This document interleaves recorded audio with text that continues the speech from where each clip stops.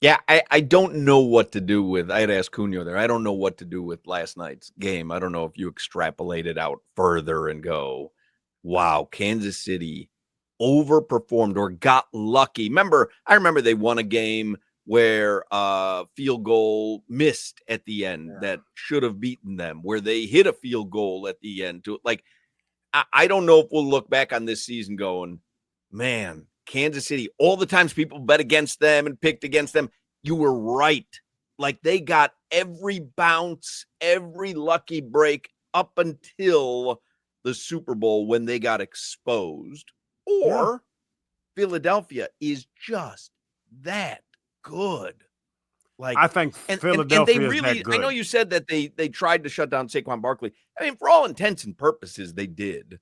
And Philly just was so good that you watched him and you're like, did I whiff on this all season long? Because I never really bought into them. Yeah. But man, did they look complete. And you go back to last year. Remember, Philly was 10-1, and then they had the breakdown, and they lost like 5 of 6 or something at the end, and had that breakdown. Well, this roster is put together amazing. And I don't know if the dynasty thing, you asked Mike about that. I don't know if this is a dynasty, because to Mike's point, they have now 4 all-pro linemen. They have an all-pro running back. They have Devontae Smith and A.J. Brown. I don't know if they can keep all these guys. Darius Slay, DeJean, the young guys they brought in that are starting now, making Pro Bowls. Like Philly has 12 Pro Bowlers that are going to want Pro Bowl money sooner or later. So they're going to have to, what's the name? Howie Roseman. He's going to have to continue to reload this roster. But they are very good. Don't take away Kansas City hitting, I think they said it last night, 3 last-second field goals. They blocked a field goal to beat Denver. They got all the calls with Patrick Mahomes with the little BS he does when he fake slides and slides at the last second to get the 15-yard penalties. But they are going to be in the AFC playoffs next year. They're going to have to play the Bills or the Baltimore Ravens. They're still going to be there because Patrick Mahomes and Andy Reid are very good. So I think a lot of people are taking it further, saying, is Kansas City done? And is Philly the new dynasty? I think Kansas City is not as good as they were in the past, and Philly got a lot better. I would have loved now in what is it? Hindsight's 2020. If I could put it back, I would love to see the Bills play the Eagles now. Yes. At the end of the season with Josh Allen with the run game, because they play very similar styles of football. Just for Dolphins fans, I saw a tweet this morning from Spotrac, and it's NFL cap space, and the Patriots have the most. They have $123 million in cap space going into next season. The Dolphins are 30 out of 32. They have minus $15 million of cap space.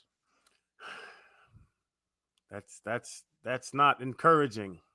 So you've gotta, I mean, listen, they thought they had the team though. They invested money. It's like, okay, you got to keep your guys if you think you've got the right guys. And again, I don't want to make it a Dolphins thing. I believe in them. You watched last night, and I said it facetiously, like, could the Dolphins hang with the Eagles? But man, they've got to make it work with what they have. They have to make it work with what they have because they're so limited. And the salary cap problems are the Bradley Chubb, redoing Waddle, redoing Tyreek. Like they gave people a bunch of money. Jalen Ramsey's making a bunch of money.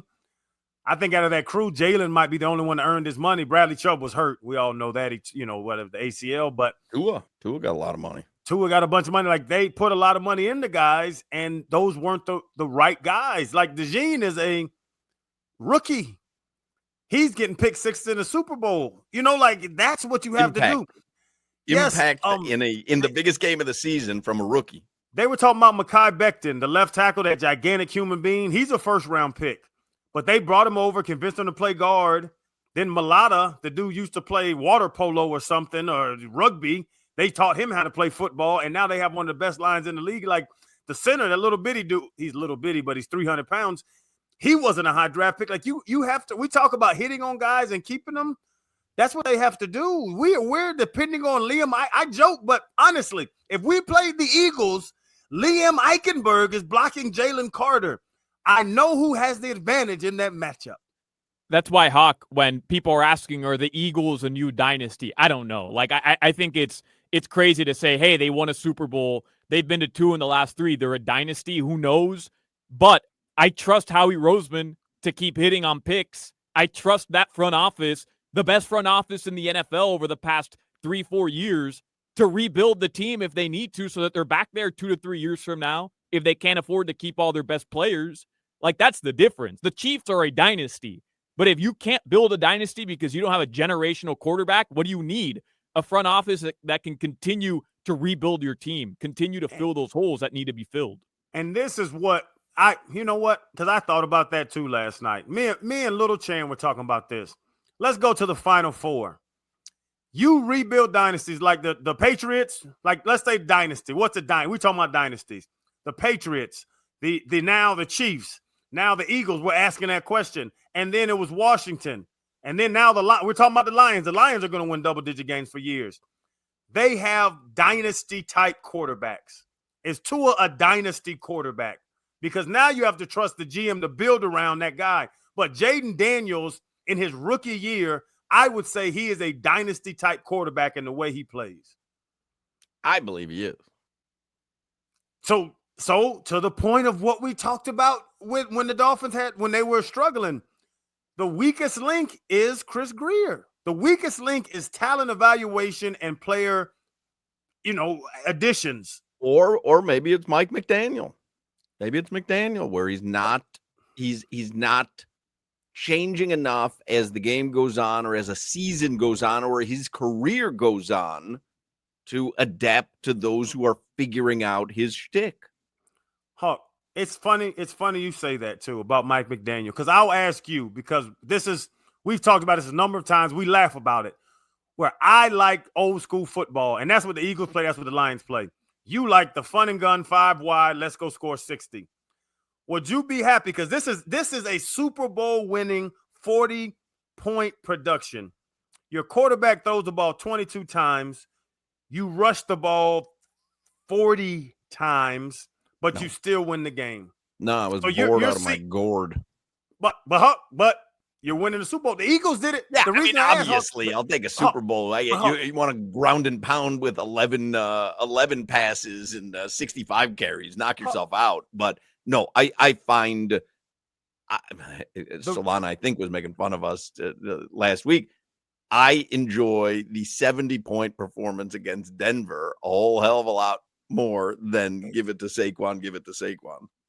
But that's the thing, because the Eagles had to change from 40 pass attempts a game. They did that early in the season. They weren't doing good. Right, but you have to have the right offensive line to do that. But then, so as Chris Grier, to this conversation, Chris Grier would have to go get Maulers and say, Mike McDaniel, can you change this to a 3 tight end, run the ball? Because I'm with you. There were times Mike McDaniel may have said, if you talked to him after the season, he may have said, hey, I would have changed it if I thought we weren't going to get ran over because of our offensive line. I couldn't change it because we don't have the right personnel. So now the entire building has to change their approach to football. And when they do it, if they do go and spend the first 3 picks of the draft on mauling offensive linemen, if they do go get a big-ass running back and not these little speedsters we have in Achane and Wright and Mostert, everybody runs 4.2s, we go get a big back that can run and get you 4 a pop, and we'll tell you you'll win more games that way. There will be people like you, Hawk, that think it's the boringest football in the world. Not if it's Saquon or Derrick Henry. I mean, give me one of those guys. I'm not going to be bored. That's what you hope. If you throw that guy out there that was gaining 0.2 yards a carry for his career. Kalen Ballage. Yeah, I'm going to get bored. Hawk, you can't put Kalen behind this line. I'm just saying it's a different football style that I don't know two things. I don't know if fans will like it, and I don't know if Mike McDaniel can call that game. Hawk, I came away yesterday watching the Eagles' performance saying, you don't need Patrick Mahomes to win a Super Bowl. You don't need Josh Allen or Joe Burrow or Jaden Daniels to win a Super Bowl. Jalen Hurts, I'm not taking anything away from the guy. 2 Super Bowls, he balled in the first one. They didn't lose because of him. Yeah. And last night, I'm not watching a generational arm. I'm not watching Dan Marino. But I'm watching a guy who can make all the throws and who's smart with the ball And because he has the influence of Saquon behind him, he can throw a 45-yard dart to Devontae running right down the middle because you're up with a 30-point cushion and there's no way you're going to throw a dart down the field. Like, Tua can make those same throws. Can he run the ball like Hurts can? I don't know. But he can make those same throws. You don't need Tua to be Mahomes. You don't need Tua to be Burrow. You don't need Tua to be Dan Marino or Tom Brady. You need a good team around him. That's what the Eagles have around Jalen Hurts. But the Dolphins have a good team around Tua, except for the offensive line, probably. They don't have, and with injuries included, because I'll take Jalen Phillips, who I love, and Bradley Chubb. With the injuries of what we went in this season, our trenches are not dominant at all. No one goes into a Dolphin game saying we got to watch for that D-line or O-line. Hawk, yesterday, the Eagles, every draft pick, I mean, they're highlighting it on the broadcast, every draft pick making a play, aside from the white cornerback that had the pick six, like every guy on the field, they picked. But Chop Robinson was a good pick. He was this year, but remember, Hawk, after that Texans game, most important road game after the last most important road game in Green Bay, a chance to save your season. And Barry Jackson had that column where not this year's draft, but every draft from 2018 up until 2023, not one player was on the field who made a positive impact in that game. That's 5 years worth of draft picks where the Dolphins have, not that they have nothing to show for it, but in the biggest game of the season, they had nothing to show for it. And that to me is the issue. That's why when we do McDaniel or Grier, I continue to side with Grier because Mike McDaniel, he might have his deficiencies for sure.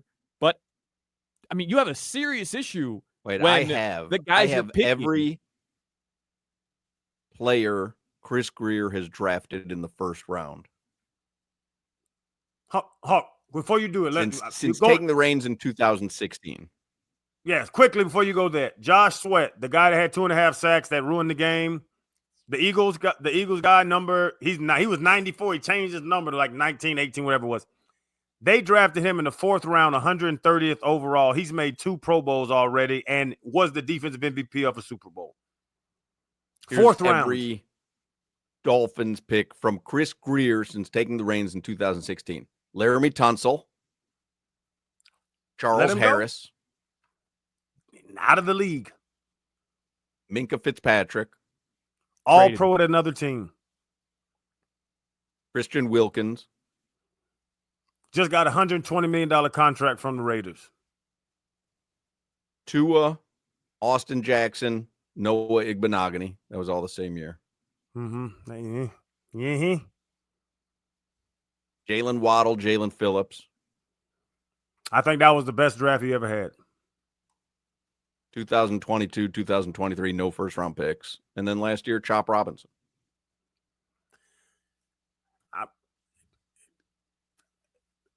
I don't think Chop is Josh he's picked Sweat. All right. They haven't retained them is probably the bigger problem. Player retention and the salary cap and being able to pick and keep, but also having guys perform at young ages, young levels. That's what it's about. You can't pay. People are going to leave for money. Christian Wilkins balled out. We love Christian Wilkins. But they could have kept him had they made that determination a couple seasons prior. To the same part, they could have paid Tua less if they paid him early. They could have paid Christian less if they paid him early. But they wait to the last second. Like, this is business plus value, player evaluations plus player retention, and that's on Grier. Let me ask you this. Do you think when they go into next season and Aaron Rodgers is the backup quarterback, do you think that will make a marked difference in the outcome? No. If Aaron Rodgers is our backup quarterback, we lose 2 more games. What? What are you talking about? He's going to talk Tua into a bad place. He's going to ruin our locker room culture. That guy is so perfectly suited to be the backup, him or Jameis. And can play. I like Jameis. I was hanging out with Jameis. I was hanging out with Jameis in New Orleans. That to me, he was the breakout star of the Super Bowl. Yes, he was. You know what? Should have let him perform at halftime. He was a hell of a lot more entertaining. We had a live stream with who were we there with? I don't know. I don't want to reference anybody because I don't know who was paying us. But we had a live stream during the EA Sports party, and Jameis came and sat down. And I was like, I asked him, I was like, man, you're doing pregame speeches, but you're not even starting quarterback. He was like, I don't ask. He's like, the team tells me to get in front. He was like, they just know my passion for this game. So all that stuff with the Browns and different teams he's on, the captains of the team that have a C on their chest will tell Jameis, go up front because we know we're not going to do the better job than you. I loved him this week. He was great.